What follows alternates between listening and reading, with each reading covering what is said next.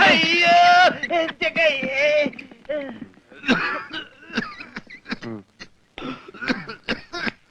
മുതലാളി ഒന്നടിച്ചേ. എന്താടാ ഓടിച്ച നീ മരുന്ന് മേടിച്ചുണ്ടോ? ഇവിടെ ഉള്ള മരുന്ന് കൊടുത്താൽ മതി, അര സ്പൂൺ വെച്ച്. ഓക്സിജൻ തീർന്നു, ഓക്സിജൻ മേടിച്ചു കൊടുക്കണം. ഒരു കുറ്റി ഇപ്പോഴേ കൊടുത്തു, അതിന് മുമ്പ് കുടിച്ചെടുത്താ. ആ ജനലിൽ തുറന്നിടാൻ പറ. ഇവിടെയൊക്കെ കണ്ടവാൻ ഓക്സിജൻ ഉണ്ട്, വലിച്ചു കയറ്റട്ടെ. ആർത്തിപ്പെട്ട എന്നെ ചവിട്ടിട്ട് നീ കരയുന്നോളാം ജോണ്ടി.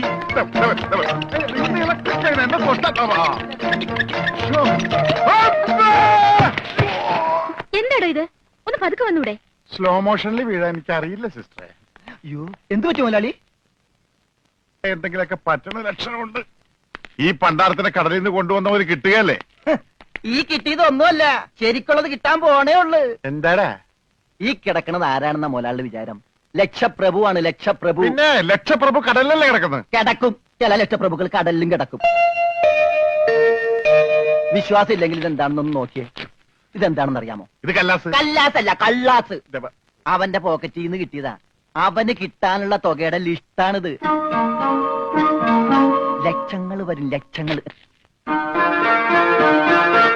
ഇവന്റെ മുഖം കണ്ടാൽ അറിഞ്ഞൂടെ ഇവൻ ചിക്കിളിയുള്ള വീട്ടിലെ പയ്യനാണെന്ന്.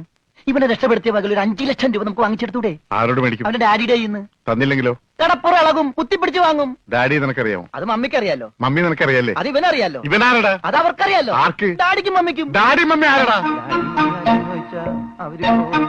ഇവൻ ആരാണെന്ന് അറിയാതെ അവരാരാന്ന് ചോദിക്കാൻ പറ്റുമോ? ഇവൻ ആരാന്നറിയാൻ ഒരു ഐഡിയ. ഇവന്റെ ഒരു ഫോട്ടോ എടുത്തിട്ട് ഇവനെ തന്നെ കാണിച്ചിട്ട് ഇതാരാന്ന് ചോദിച്ചാ പോരെ? അപ്പൊ അവൻ പറയില്ലേ? ഇല്ലേ? ഇല്ലെങ്കിൽ ഫോട്ടോ കളഞ്ഞേക്കാം.